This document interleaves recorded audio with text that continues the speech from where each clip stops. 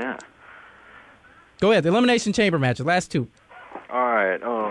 I'll start off with the World Heavyweight title. Like I said with the Shane and Orton match, you know, I wasn't really paying all that much attention to it. I didn't really care either way who won. You know, there was a couple I didn't want to see win it, like Jeff Hardy and Kozlov. I mean, it's just too early for Kozlov and Jeff Hardy. You know, is Kozlov still undefeated? No, he got beat in the chamber. He's undefeated in singles matches. Yeah, you can't really count the chamber match.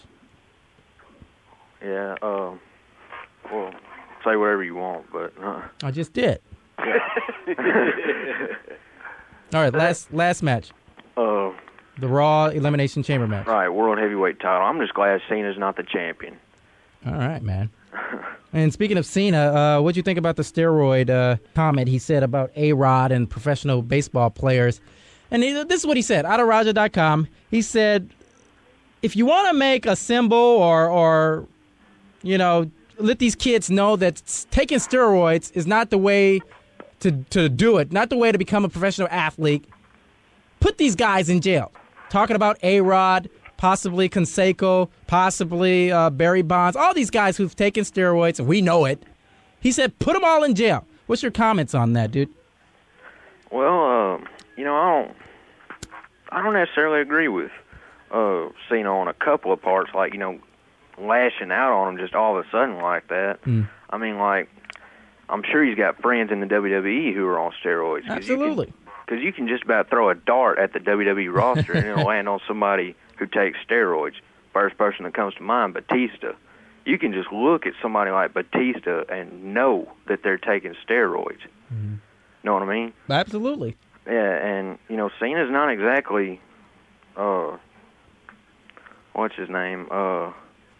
He's not exactly Christian, man. He's he's got some bulk on him. Colin Delaney. That's what I was thinking of. Yeah. He don't exactly look like Colin Delaney. And like I said earlier, you can use steroids to heal injuries, help you heal injuries faster. How's Cena keep coming back from all these That's true. injuries 2 and 3 months early? He came back from a neck surgery, man. Yeah. What, in less than a year? Oh, yeah. In a couple of months. That's crazy. Yeah, in a couple of months. I mean, he had 2 returns last year. Right. I mean, like, when he came back and won the Rumble match, like, he was supposed to be out for, like, what, 8 months? Yeah, he was supposed to be out for a couple more months, and, I mean, that was one surprise that nobody saw coming. Right. All right, Aaron, Jimmy's on the line, dude. We got to go. All right. All right, bro. All right, that's Aaron from Star City, Arkansas, dude. All right, and the doorbell means exactly what I mentioned. Jimmy Valiant is on the line, and we go to him now. WWF Tag Team title with Johnny Valiant. World Class Championship Wrestling Heavyweight title. AWA Tag Team titles also with Johnny. Mid-Atlantic Television title 3 times. Co-founder of BWC, the Boogie Wrestling Camp. Charlie Brown from Out of Town heads up. King James, Jimmy Valiant joins us.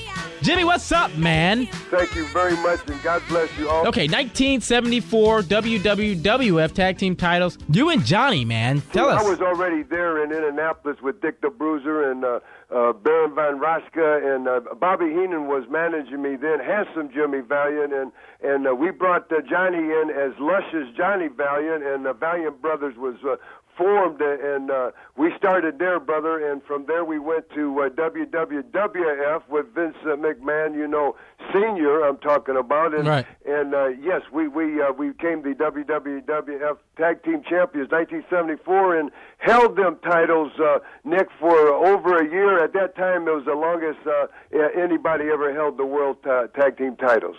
Right. Now that's in the WWF with Senior? Yes, sir. Yeah, you know, and I told the people, man, you know, when Johnny came in, me and Bobby was talking about him on TV, and we had like 6 weeks to build him up, man, you know, and for 6 weeks, man, we'd tell him, wait till you see my brother Luscious Johnny. I says, hey, there's no difference between my brother and myself. The only difference is that I'm not luscious, I'm just handsome, and Johnny, he's not handsome, he's just luscious, brother. That's the Valiant brother. Now, how many were you guys? Was there Was it 3 or 6? How many were you? Yeah, there was 3 later on. I talk about this in my autobiography.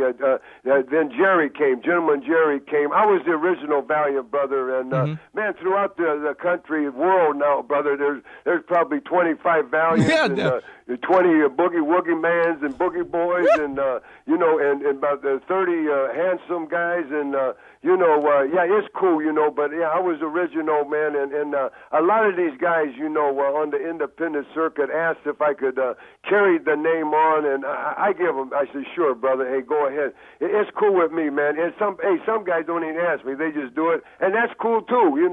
Hey, I'm easy, brother.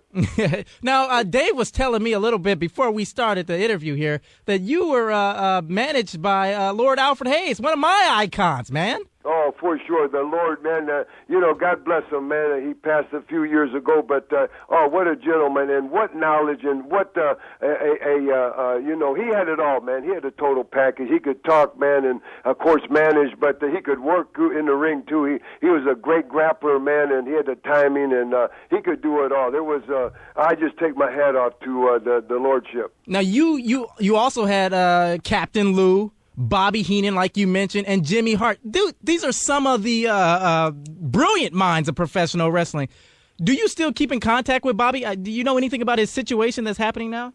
Yeah, he's not doing really, really well. Right. God bless him. Everybody keep him in prayers. And I don't personally. And but Bobby, man, I mean, he was just like the Lordship, man. He could do it all. He could work, man, in the ring. He could manage. His timing was, there's just a handful of guys that could do it all like that. And Jerry Lawler's another one. I put in Bobby's, with him in his class. That brother, there's nothing. I mean, they could book, man. They could, come up with angles, man. They could, run a territory, run a business. They could do it all, and Bobby and Jerry the King Lawler, and just a handful of guys could. They were the total package. Now, when you were in Memphis, you were King James. When you were in Memphis? No, that was King James was in North Carolina from 1990 around 1981. That's where King James came. Now, when was the feud with Jerry Lawler? That was in Memphis, but were you you weren't Boogie Woogie in that time? No, I was Handsome Jimmy.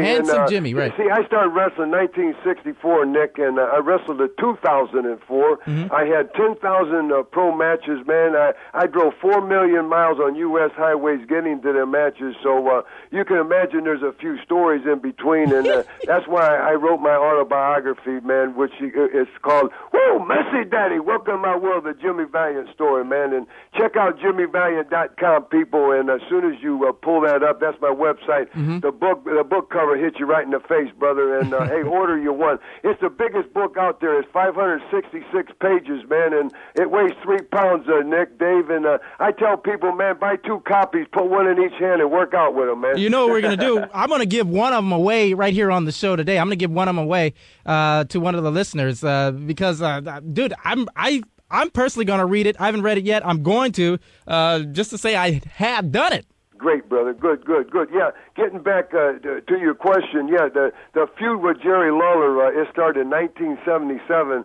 I came in there, and, no matter what we talk about, Nick, today, brother, it's all covered in the book. I just want to tell the people, plus, thousands of other stories, right. Man, if anybody in the last 50 years had anything to do with professional wrestling, man, I got a story about them, and it's all in my autobiography, so check it out. I came in 1977 to Memphis, and I was working for WWA, in Indianapolis, Dick the Bruiser, and Jerry Jarrett called and said, man, they needed a good heel man to come in, for a round-robin tournament because Lawler was going to retire and he was going to, it was for Lawler's belt. And anyway, I came in, brother, and just for a one-night tournament, man, and brother, I won the tournament, and I stayed for the next 30 years. I'm still going into Memphis, I mean, this feud, that was one of the longest-running feuds forever. And you were Lawler. I mean, my goodness, it was a great deal. And you were a face. You were the face at the time, right? Exactly. No, I was a heel. You were the heel? Yeah. Okay. Yeah. Lawler was a heel too. See, But when I came in and I won the tournament and took his title, man, you know, and the following week he came back on to Memphis Coliseum, and he told the people Saturday on TV that he's coming back one last time because he was going to get into music. You know, that was his deal then. And he says he's going to put on a concert for the people, a free concert